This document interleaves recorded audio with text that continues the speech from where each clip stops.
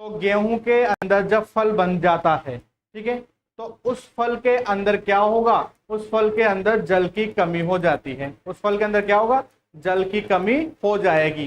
तो जल की कमी होने के कारण उसकी जितनी भी उपापचय क्रियाएं हैं, वो उपापचय क्रियाएं निष्क्रिय हो जाती है, नष्ट नहीं, निष्क्रिय हो जाती है। कुछ समय के लिए कार्य करना वो धीमा कर देती है, ठीक है। और फिर वो बीज मृदा में कुछ समय तक पड़ा रहता है, और जब उसके लिए अनुकूल परिस्थितियां प्राप्त होती हैं, तो वो बीज वापस क्या होता है, अंकुरित हो जाता है और नए पादप का निर्माण करता है। तो जब बीज उत्पन्न हुआ, या बीज नहीं बोलेंगे, हम फल बोलेंगे, ठीक है। तो जब फल बना और फल बनने के बाद जब वो वापस अंकुरित होता है, तो उसके मध्य का जो समय होगा, ठीक है ना, तो उस मध्य के समय को हम बोलेंगे प्रसुप्ता काल, ठीक है। और जो पादप निष्क्रिय, जो फल था, वो फल जो निष्क्रिय रहा, उस निष्क्रिय अवस्था को हम क्या बोलते हैं, प्रसुप्ति या प्रसुप्ता अवस्था कहते हैं। आ गई बात समझ में, ठीक है। जैसे आप लोग सपोज करो कि फसल काट लेते हैं हम, ठीक है, फसल काटने के बाद गेहूं हमारे हाथ में होता है, ठीक है। वो गेहूं क्या उस समय ही हम मृदा में डाल देंगे तो क्या वो अंकुरित हो जाएगा, क्या नहीं होगा, ठीक है, नहीं होता है।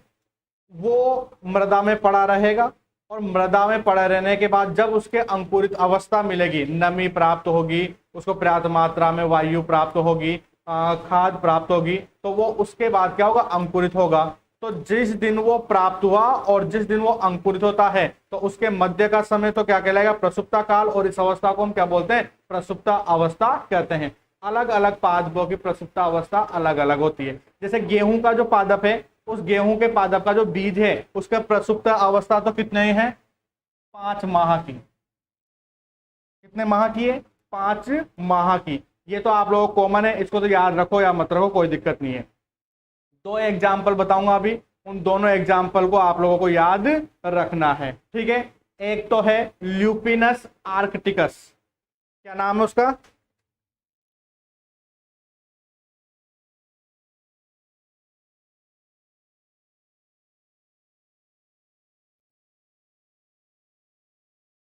एक तो ल्यूपिनस आर्कटिकस है, और एक पादप है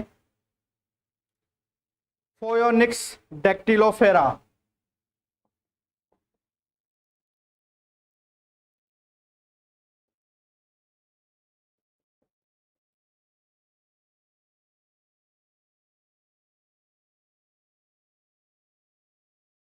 जो ल्यूपिनस आर्कटिकस है, ये जो पादप है, आर्कटिक टुंड्रा महाद्वीप के अंदर ये इसके बीज पाए गए थे, ठीक है। मतलब बहुत ठंडा प्रदेश है, तो वहां पर इसके बीज पाए गए थे।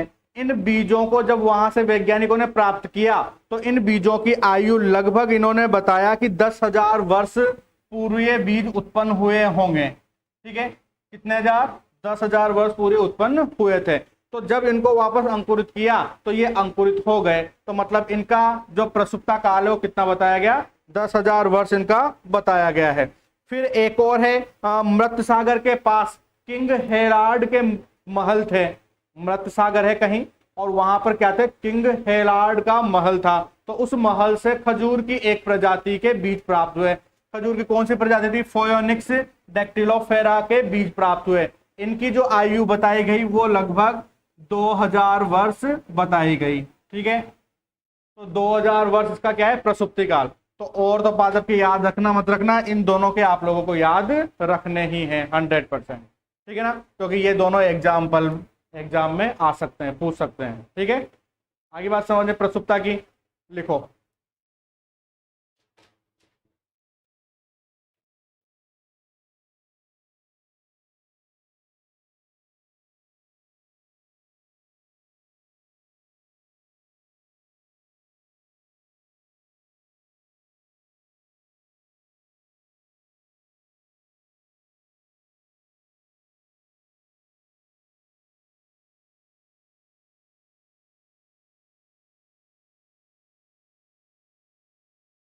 हेडिंग डाल लेना प्रसुप्ता, हेडिंग डाल लिया, उसके बाद रफ कॉपी में लिखना बेटा तुम, अभी फेर है मत लिख, ठीक है ना। ये आज में खत्म कर देंगे, फिर बाद में पढ़ता रहना। हेडिंग डाले प्रसुप्ता, लिखो। जब बीज पूर्ण रूप से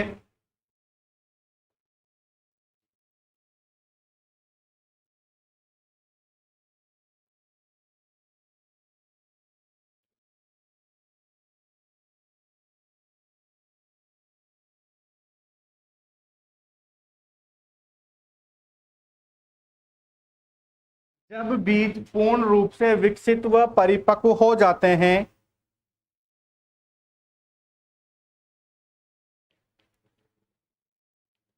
तो इनमें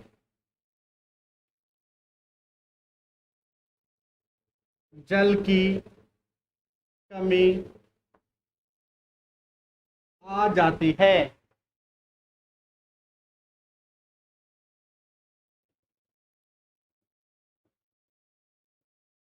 जिसके कारण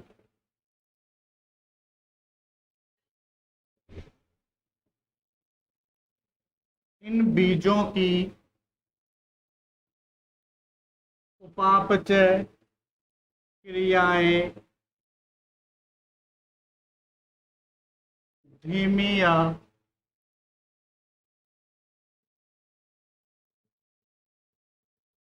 निष्क्रिय हो जाती है, जिस कारण इनकी उपापचय क्रियाएं धीमी या निष्क्रिय हो जाती हैं।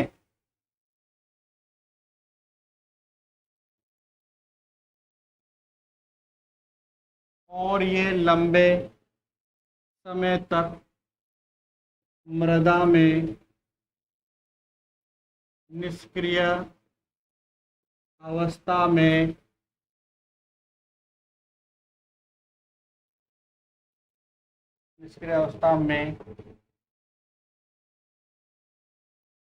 रहते हैं।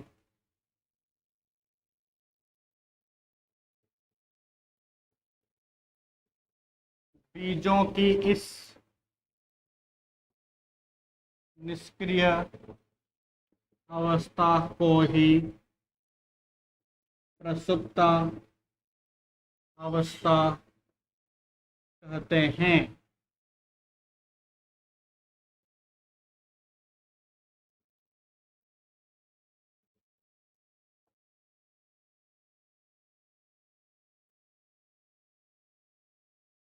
और जितने समय के लिए बीज प्रसुप्ता अवस्था में रहता है उसे बीज का प्रसुप्ता काल कहते हैं।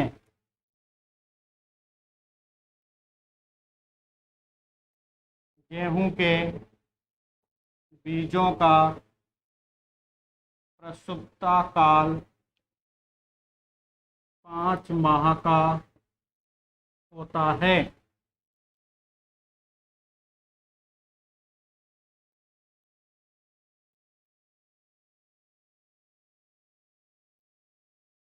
आर्कटिक टुंड्रा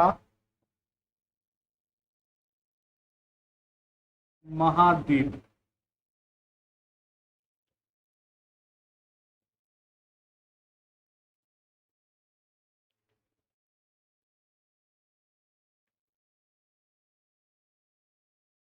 में खुदाई के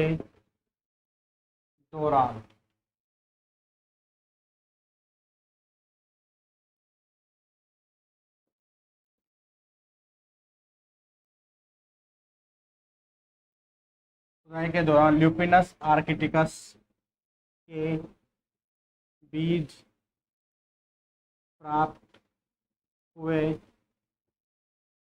जिनका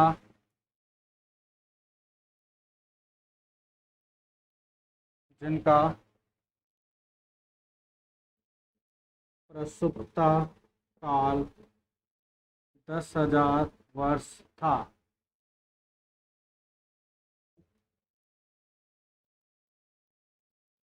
मृत सागर के पास किंग हेराल्ड के महलों की खुदाई से खजूर की एक प्रजाति प्राप्त हुई।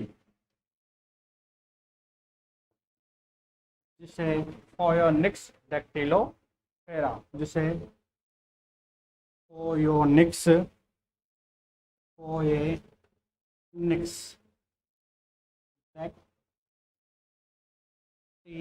डैक्टिलोफेरा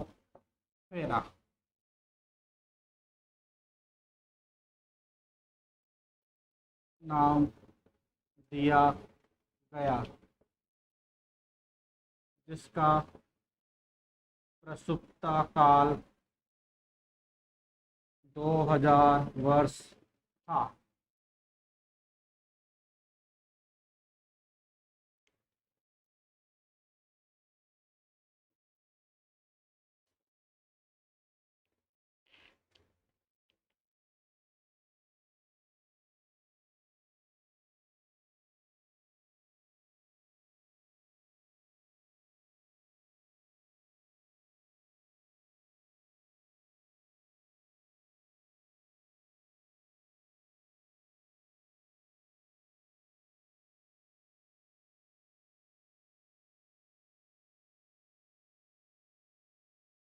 मेरे साथ साथ ही उतारा करो।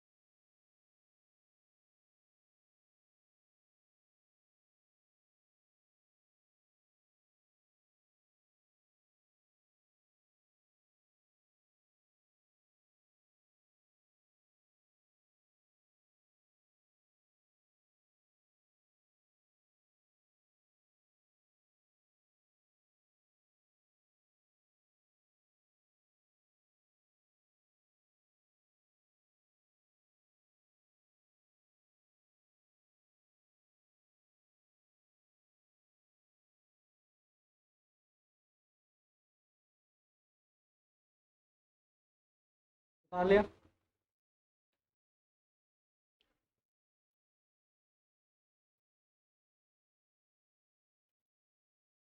आगे आप लोगों को समझ में प्रसुप्तावस्था, ठीक है। श्रद्धा आ गया ना? ओ बालक नहीं आया? हाँ, मैं कह रहा हूँ समझ में आ गया क्या? हाँ, तो यूँ बोला करना तेज।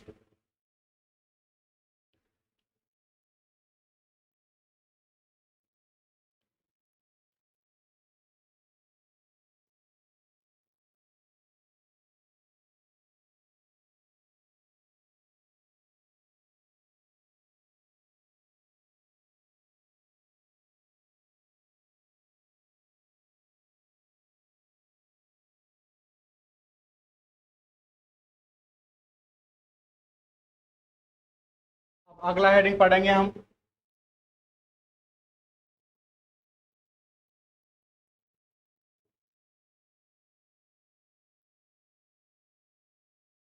हेडिंग डालो, बीजांड में फल का विकास।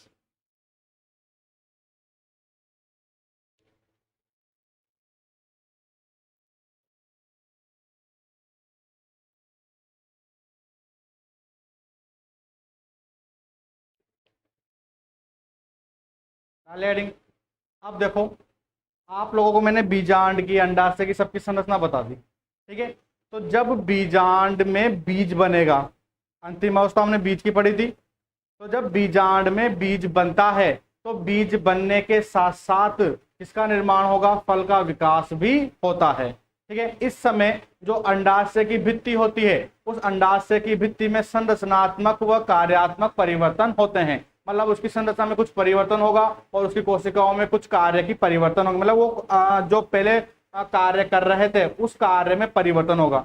अब कार्य में क्या परिवर्तन होगा? जो अंडाशय की भित्ति है, उस अंडाशय की भित्ति में क्या होगा कि जो वृद्धि कारक हार्मोन होते हैं, उन वृद्धि कारक हार्मोन का निर्माण होना प्रारंभ हो जाएगा। अब वृद्धि कारक हार्मोन कौन कौन से हैं? 10th क्लास में पढ़े हैं, बताओ। हाँ बोलो। इंसुलिन तो होता है ना बेटा, डायबिटीज। पीयूष ग्रंथि पादपों में, हम पादपों की पूछ रहे हैं। फल किस में बनेगा, पादपों में बनेगा ना, अपन में फल बनेगा। जिब्रेलिन नाम सुना है, वृद्धि कारक हार्मोन? नहीं सुना। ऑक्सीन नाम सुना होगा। ऑक्सीन, ऑक्सीन और जिब्रेलिन जो हार्मोन है, इन हार्मोन का स्त्राव किससे होगा, अंडाशय की भित्ति से होगा, जिसके कारण क्या होगा, उस अंडाशय की भित्ति के आकार में क्या हो जाएगी, वृद्धि हो जाएगी, और वृद्धि होने से अंडाशय की भित्ति किस में बदल जाएगी, फल भित्ति में परिवर्तित हो जाती है। आगे बात समझ में, दोबारा बोलता हूं, ध्यान से सुनना। अब जब अंडाशय के अंदर बीज का निर्माण होता है, ठीक है, उस समय फल का विकास भी होगा। तब अंडाशय की भित्ति में कुछ संरचनात्मक व कार्यात्मक परिवर्तन होते हैं। कार्यात्मक परिवर्तन होने के कारण अंडाशय की भित्ति से वृद्धि कारक हार्मोन, कौन से, ऑक्सीन व जिब्रेलिन का संश्लेषण होता है। ठीक है, तो ये वृद्धि कारक हार्मोन अंडाशय की भित्ति में परिवर्तन करेंगे, उसके आकार में वृद्धि करेंगे, जिससे अंडाशय की संरचना में परिवर्तन हो जाएगा।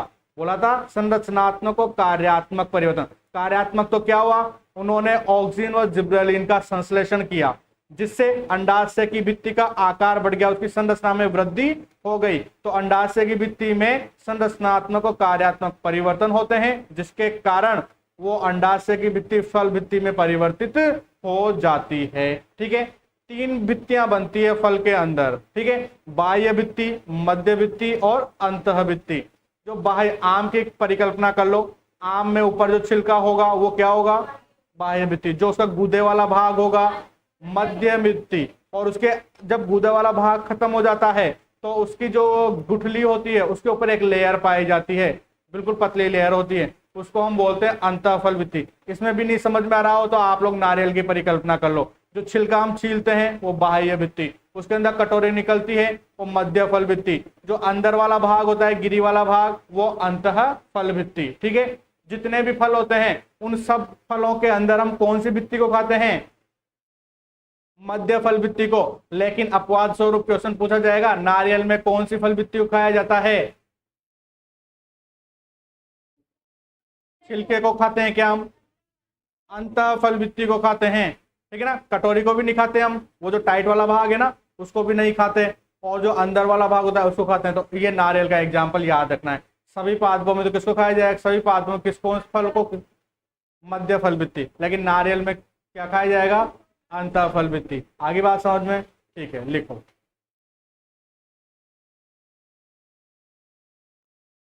बीजांड में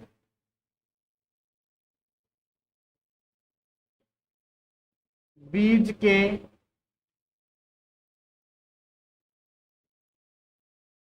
विकास के दौरान ही फल का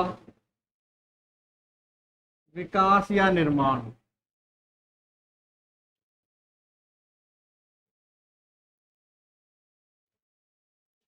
भी होता है।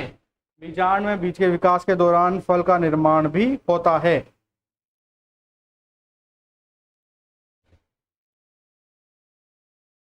इस समय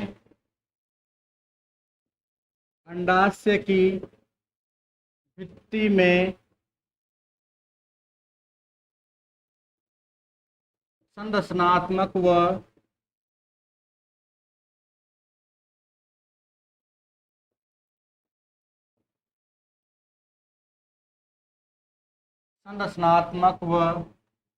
कार्यात्मक परिवर्तन होते हैं,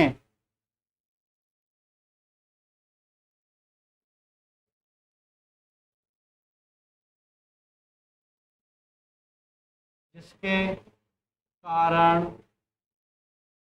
अंडाशय भित्ति फल भित्ति में परिवर्तित हो जाती है। अंडाशय भित्ति फल भित्ति में परिवर्तित हो जाती है। इस समय अंडाशय की भित्ति से वृद्धि कारक हार्मोन स्रावित होते हैं। वृद्धि कारक हार्मोन कोष्टक में लिखना, ऑक्सिन व जिब्रेलिन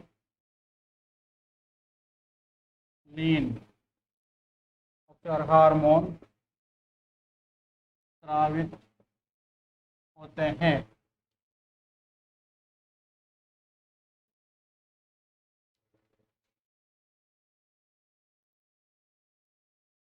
स्रावित होते हैं।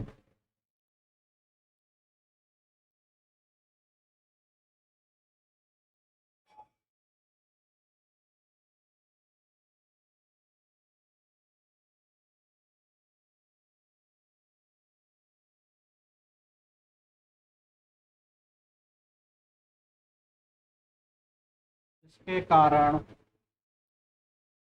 फल के आकार में वृद्धि हो जाती है। इसके कारण फल के आकार में क्या हो जाती है? वृद्धि हो जाती है।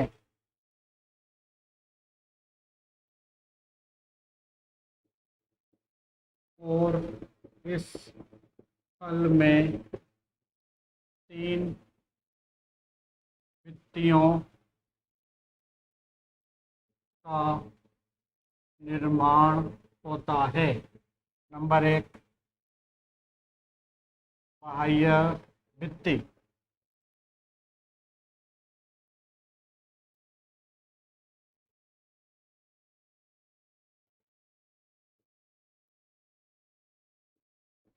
सबसे बाहर की ओर बाह्य भित्ति पाई जाती है, जिसे सामान्य रूप से छिलका कहते हैं।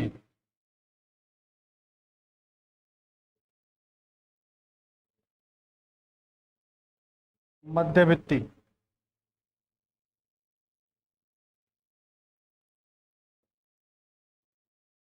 गूदेदार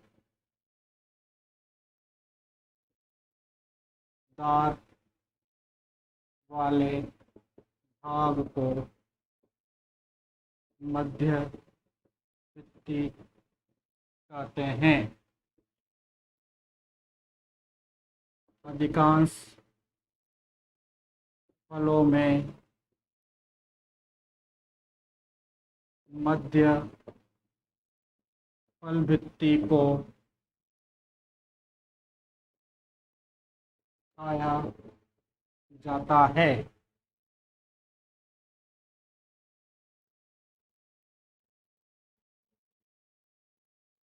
अंतः भित्ति,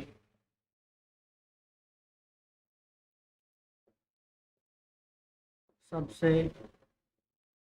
अंदर की ओर पतली परत के रूप में पाई जाती है। नोट: नारियल में अंतः फल भित्ति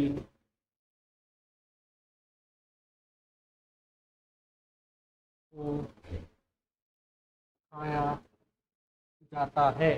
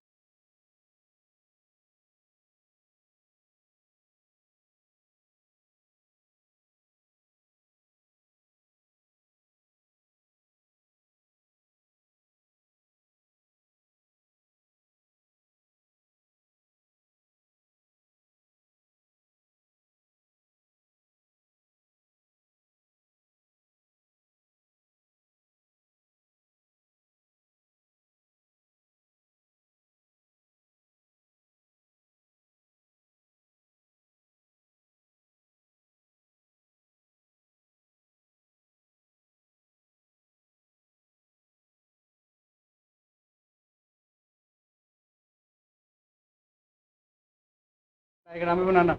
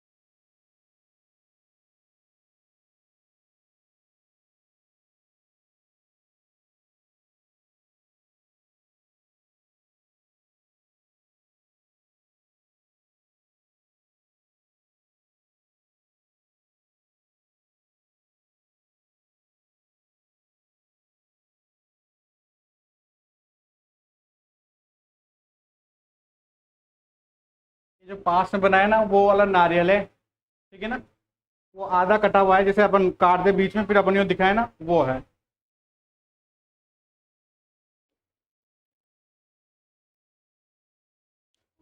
हाँ साहब बोलो। मध्य फल वृत्ति, केला होता है, छिलका होगा वो तो बाह्य फल वृत्ति, जो केले का गुदे वाला भाग है वो मध्य फल वृत्ति। और केले को अब कभी काटना अच्छे से, ठीक है ना, तो उसके अंदर दाने दाने दाने दाने से अंदर से दिखाई देंगे, ठीक है, या फिर उसको काट दोगे ना तो एक लंबी सी लेयर भी यूं ही निकल जाती है, देख लेना आप लोग, ठीक है ना, उसको बोलते हैं अंतःफल वृत्ति।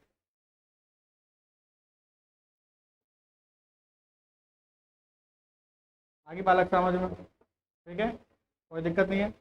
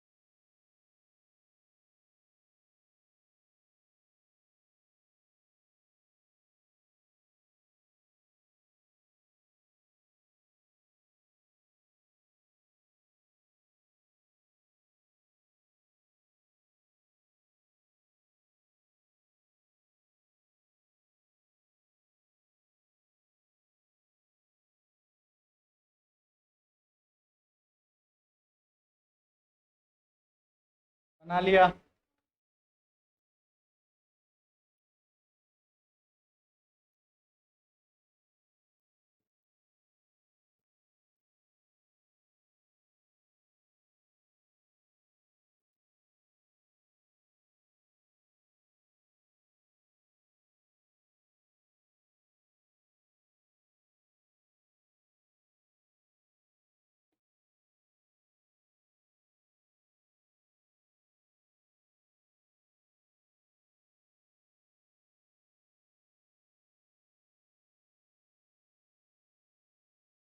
हेडिंग डालो फल के प्रकार।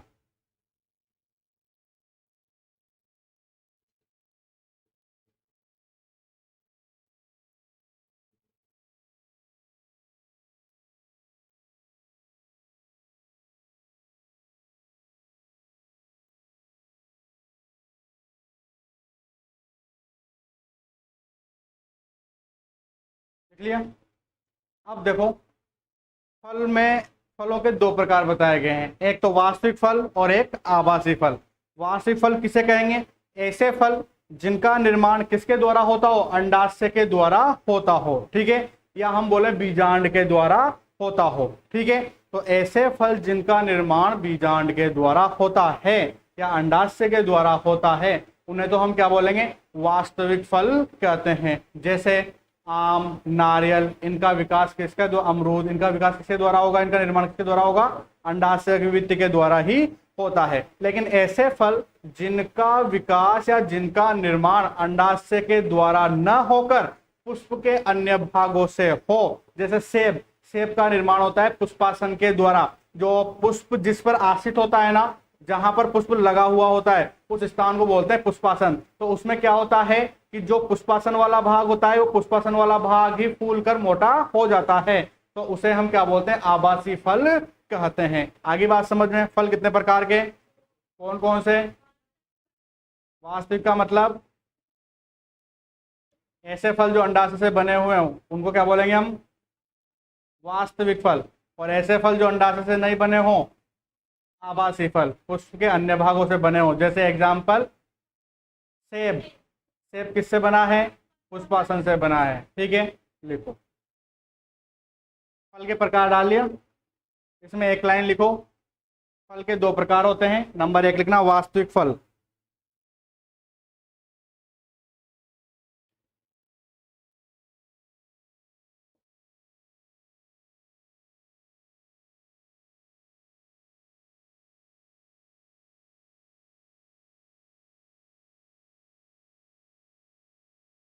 नंबर 1 लिखो, वास्तविक फल। देखो, ऐसे फल जिनका विकास अंडाशय के द्वारा होता है उन्हें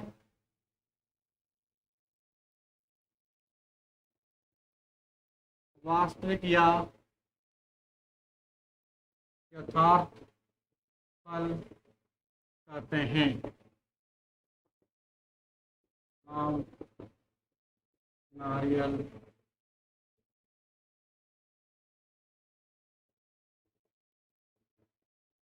ऐसे फल जिनका विकास अंडाशय के द्वारा न होकर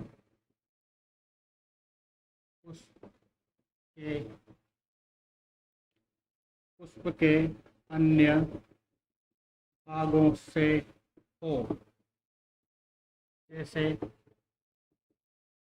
सेब का विकास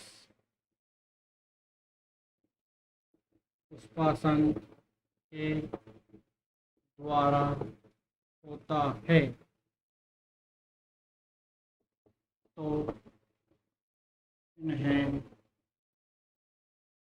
आभासी फल कहते हैं। एग्जाम्पल सेब।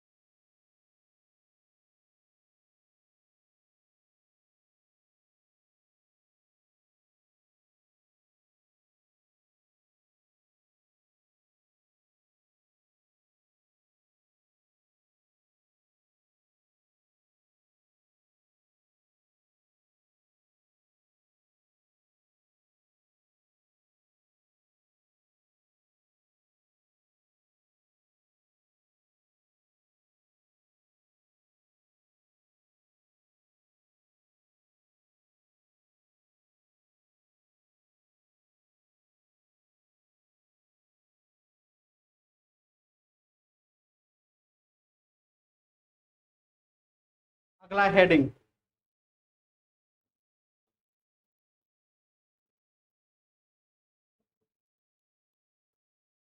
अनिषेक फलन। फल के प्रकार नहीं है, अगला हेडिंग यही है, अनिषेक। अब छोटे छोटे एक एक दो दो परिभाषाएं हैं लेसन खत्म होने पर। हाँ, फर्स्ट चैप्टर में इसमें भी है। क्या हुआ,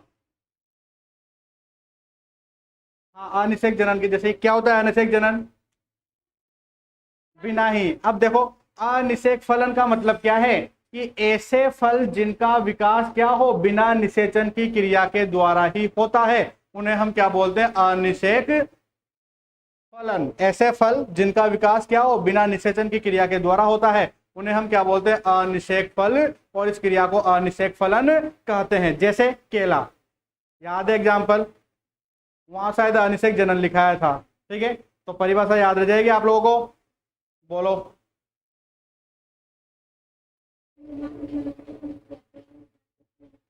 आप बोलो।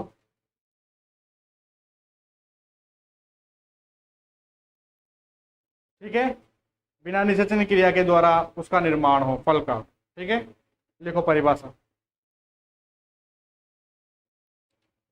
ऐसे फल जो बिना निषेचन की क्रिया के द्वारा, ऐसे फल जो बिना निषेचन की क्रिया के, जो बिना निषेचन की क्रिया के द्वारा बनते हैं, उन्हें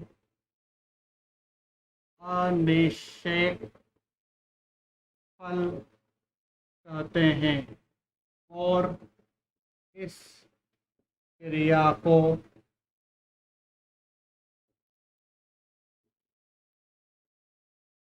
फलन कहते हैं।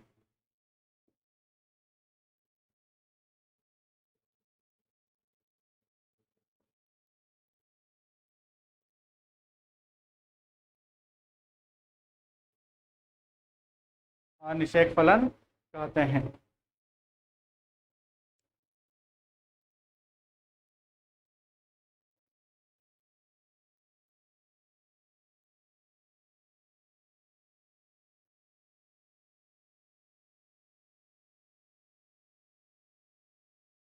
क्लियर? अगला हेडिंग डालो, प्रेरित अनिषेक फलन।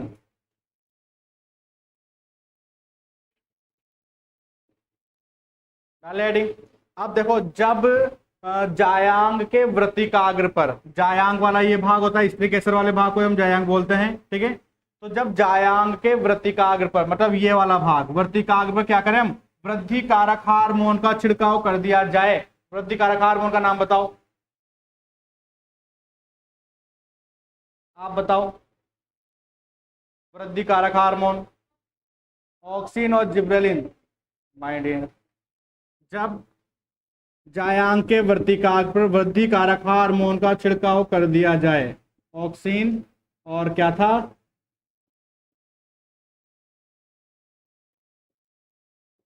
का छिड़काव कर दिया जाए, तो अंडाशय भित्ति किसमें बदल जाएगी, फल भित्ति में परिवर्तित हो जाएगी। ऐसे फल बीज रहित फल प्राप्त होंगे। ठीक है, एग्जाम्पल बता दो। केला, इसमें बीज कहाँ होते हैं, नहीं होते हैं ना, सीधे खा लेते हैं अपन। तो अनिषेक फलन को समझ गए। हमने क्या किया है, प्रेरित किया है हमने। ये अनिषेक फलन तो ये है, मतलब फल के अंदर ही ऐसी क्वालिटी थी, या फल के अंदर ही ऐसी विशेषता थी कि उसमें निषेचन नहीं होगा, पुष्प का कोई सा भी भाग क्या होगा, वो फल में बदल जाएगा। ऐसी पुष्प के अंदर क्वालिटी है, उसकी कुछ संरचना ऐसी थी। लेकिन अब यहाँ क्या हो रहा है, प्रेरित किया जा रहा है, मतलब हमारे द्वारा उसको फलन या फल बनाया जा रहा है। तो उसमें क्या किया जाता है कि जो जायांग का जो स्त्री केसर का वृत्तिकाग्र वाला भाग होता है, या जायांग का जो वृत्तिकाग्र वाला भाग होता है, वहां पर क्या करना है, वृद्धि कारक हार्मोन को छिड़क देना है। तो जिससे क्या होगा, ये जो वृद्धि कारक हार्मोन है, ये अंडाशय भित्ति में वृद्धि कर देंगे और उसके आकार में वृद्धि हो जाएगी। और आकार में वृद्धि होगी तो अंडाशय किसमें बदल जाता है, फल में बदल जाता है, तो फल का विकास हो जाएगा। तो यहाँ पर प्रेरित किया गया है फल बनने के लिए, तो इसलिए से हम क्या बोलते हैं, प्रेरित अनिषेक फलन कहते हैं। ठीक है, लिखो, हेडिंग डालो, प्रेरित अनिषेक फलन।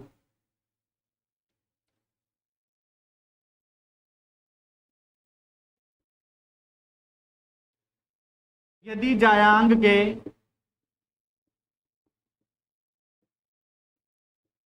वृत्तिकाग्र वाले भाग पर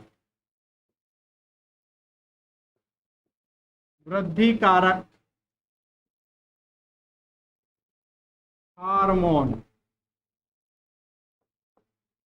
जिब्रेलिन व ऑक्सीन का छिड़काव कर दिया जाए तो अंडाशय भित्ति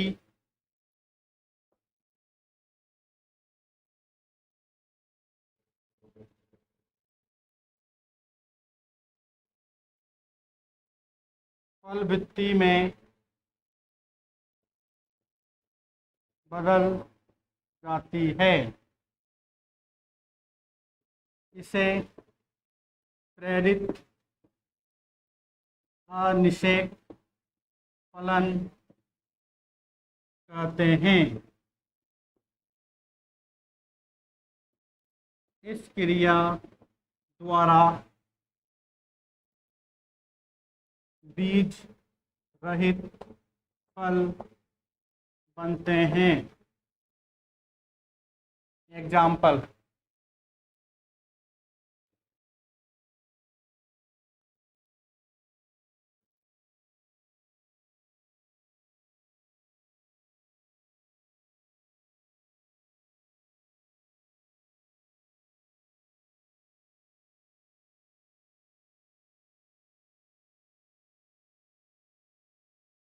उतार लिया।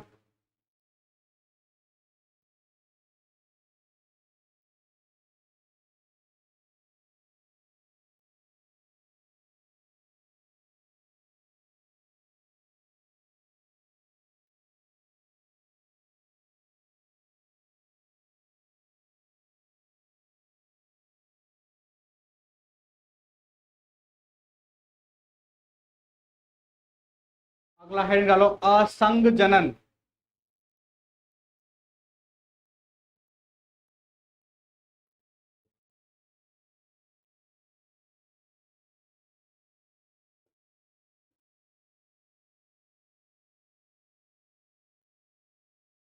असंग जनन या एपोमिक्सी।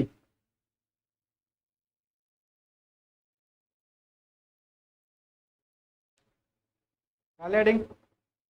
अब देखो, सामान्यतः क्या होता है, सामान्यतः नर युग्मक और मादा युग्मक के संलयन के द्वारा ही किसका निर्माण होता है, बीज का निर्माण होता है। ठीक है, नर युग्मक मादा युग्मक का संलयन होगा, पहले युग्मनज बनेंगे, युग्मनज के बाद उसमें विभाजन होगा, विभाजन के द्वारा फल और बीज का निर्माण होगा। ये हमने पूरा पहले पढ़ लिया है। ठीक है, तो सामान्यतः क्या होता है, नर युग्मक व मादा युग्मक के संयोजन से बीज का विकास होता है। लेकिन कभी कभी क्या होता है कि नर युग्मक व मादा युग्मक के संयोजन के बिना ही बीज का विकास हो जाए, नर युग्मक और मादा युग्मक का संयोजन नहीं हो और उसके बिना ही बीज का विकास हो जाए, तो इस क्रिया को हम क्या बोलते हैं, असंग जनन या फिर क्या बोलते हैं हम, एपोमिक्सी कहते हैं। कुछ वैज्ञानिक, आप कंफ्यूज हो जाओगे, सर आपने तो कायिक जनन में भी यही बताया था कि बिना पादप के ही, बिना निषेचन की क्रिया के द्वारा ही फल का या पादप का विकास हो जाता है, या अभी अनिषेक जनन में भी तो यही बताया था कि बिना निषेचन के फल का विकास हो जाता है,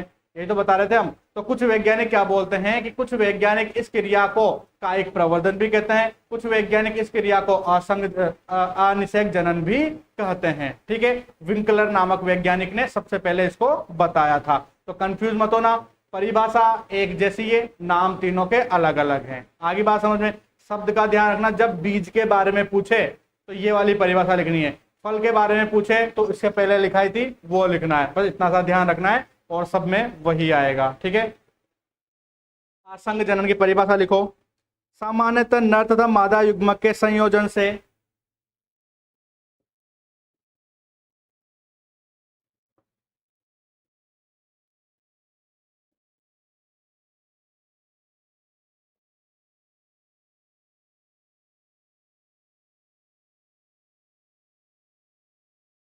सामान्यतः नर युग्मक और मादा युग्मक के संयोजन से बीज का निर्माण होता है, बीज का निर्माण होता है।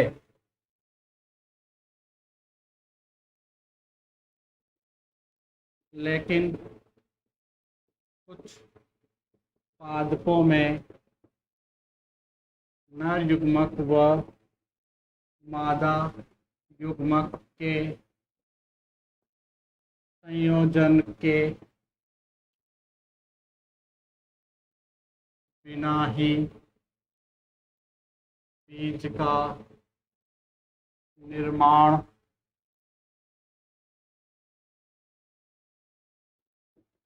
हो जाता है तो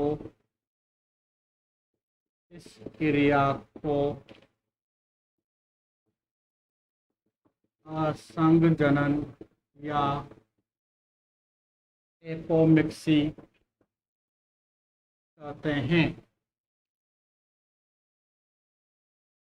थोड़ी मात्रा लग जाए ना तो खुद सही कर लिया करो।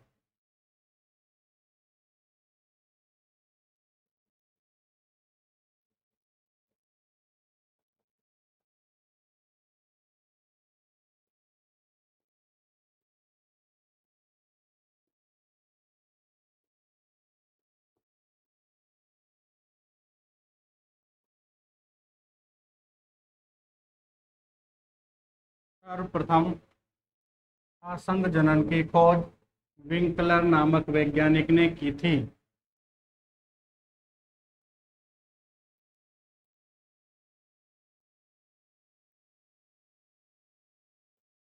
कुछ वैज्ञानिक इस क्रिया को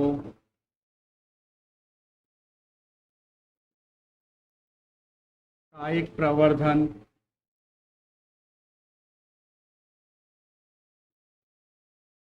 और कुछ वैज्ञानिक इस क्रिया को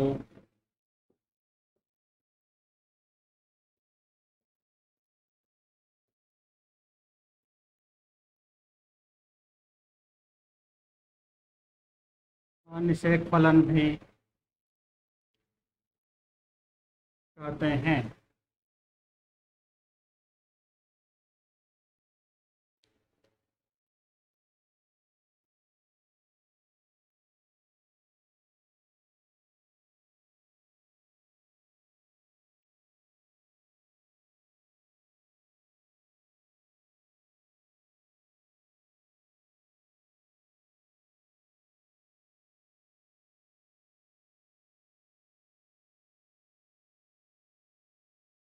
चलिए अगला एंड लिखो। असंग जनन दो प्रकार का होता है।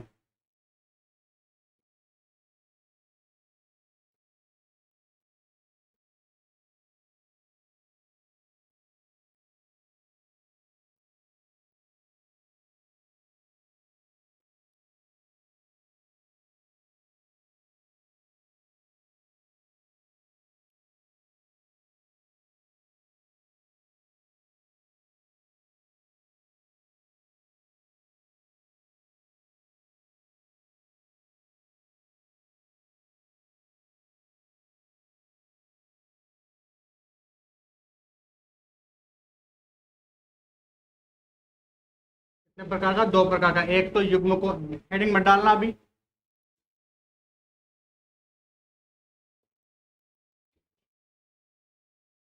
युग्मकोद्भिद असंग जनन और बीजाणुद्भिद असंग जनन दो प्रकार का होगा। ठीक है। अब युग्मकोद्भिद असंग जनन का मतलब तो क्या है? अभी मैंने आप लोगों को असंग जनन का मतलब बताया कि असंग जनन का मतलब क्या है कि जब बिना निषेचन मतलब युग्मकों के संलयन के बिना ही बीज का विकास हो जाए तो उसे हम क्या बोलते हैं? असंग जनन। अब कौन कौन सी ऐसी कोशिकाएं हैं जो किसका निर्माण कर सकती? बीज का निर्माण कर सकती। इस आधार पर क्या किया? इसको दो भागों में बांट दिया।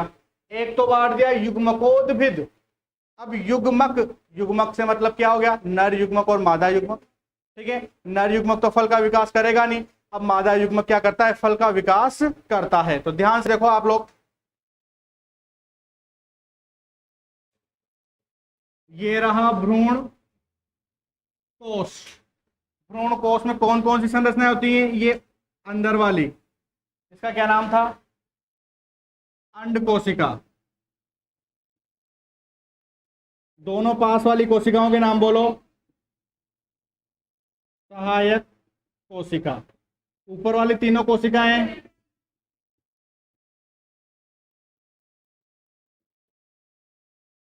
बीच में दोनों कोशिकाएं,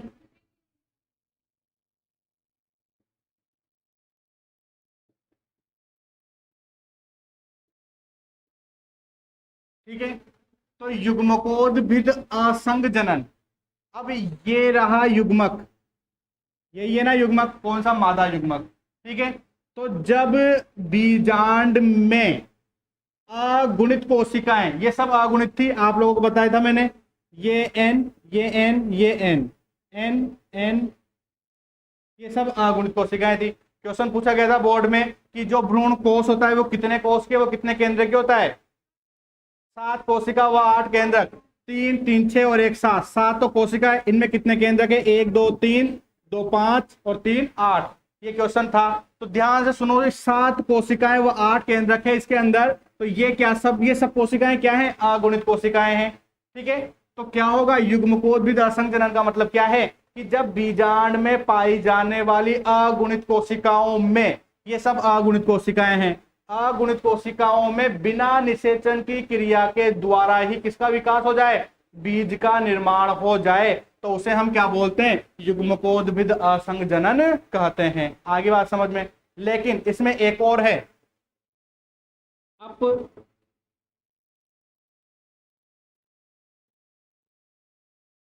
अपयुग्मन, ठीक है। अपयुग्मन का मतलब है कि बीजांड में अंड कोशिका को छोड़कर, ये अगुणित कोशिका है, तो इस अगुणित कोशिका मतलब बीजांड में मादा युग्मक या अंड कोशिका को छोड़कर अन्य कोशिकाओं के द्वारा, अन्य कोशिकाएं कौन सी, 1 2 3 4 5, ये सब अन्य कोशिकाएं हैं, ठीक है। तो अन्य कोशिकाओं के द्वारा क्या हो जाए, बीज का निर्माण हो जाए, तो उसे हम क्या बोलते हैं, अपयुग्मन कहते हैं। ऐसा कौन सा प्लांट में होगा, अरवा टोमेटोसा,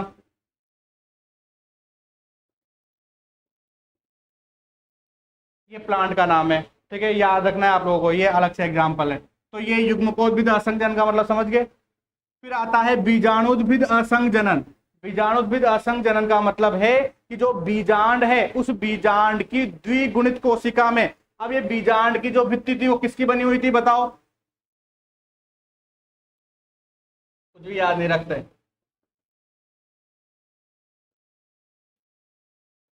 पेक्टोसेल्यूलोज, पैक्टिन प्लस सेल्यूलोज की बनी हुई थी, ठीक है।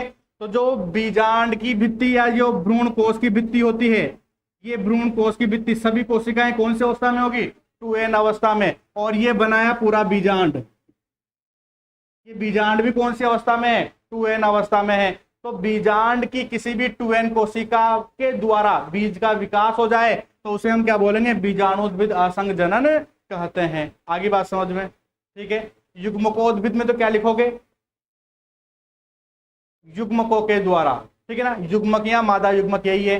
तो अभी तो युग्मकोद्भिद में तो ये सब अगुणित कोशिकाएं हैं, तो सबके बारे में लिखना है। भ्रूण कोष की किसी भी अगुणित कोशिका, किसी भी अगुणित कोशिका सारी आएगी, ठीक है। तो किसी भी अगुणित कोशिका के द्वारा किसका निर्माण हो जाए, बीज का निर्माण हो जाए, तो उसे हम क्या बोलेंगे, युग्मकोद्भिद असंग जनन कहेंगे।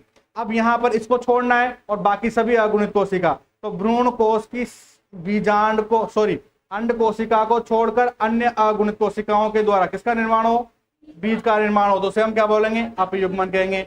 और बीजाणुद्भिद असंग जनन तो सिंपल हो गया, भ्रूण कोष की किसी भी द्विगुणित कोशिका के द्वारा बीज का विकास हो जाए, तो उसे हम क्या बोलते हैं, बीजाणुद्भिद असंग जनन कहते हैं। लिखो, युग्मकोद्भिद डालिया,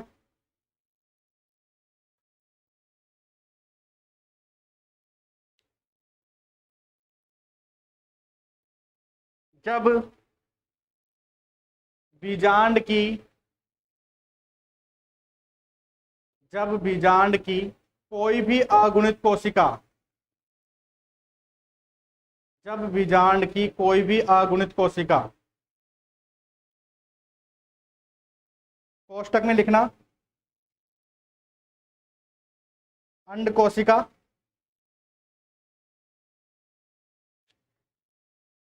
कोमा ध्रुवीय कोशिका,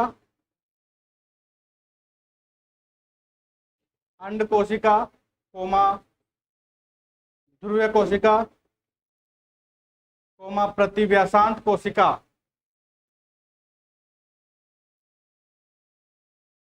में बिना निषेचन की क्रिया के द्वारा ही, में बिना निषेचन की क्रिया के द्वारा ही बीज का विकास हो जाता है तो, बीज का विकास हो जाता है तो,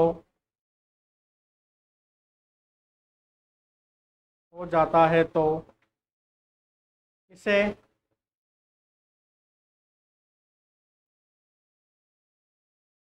युग्मकोद्भिद असंजनन कहते हैं।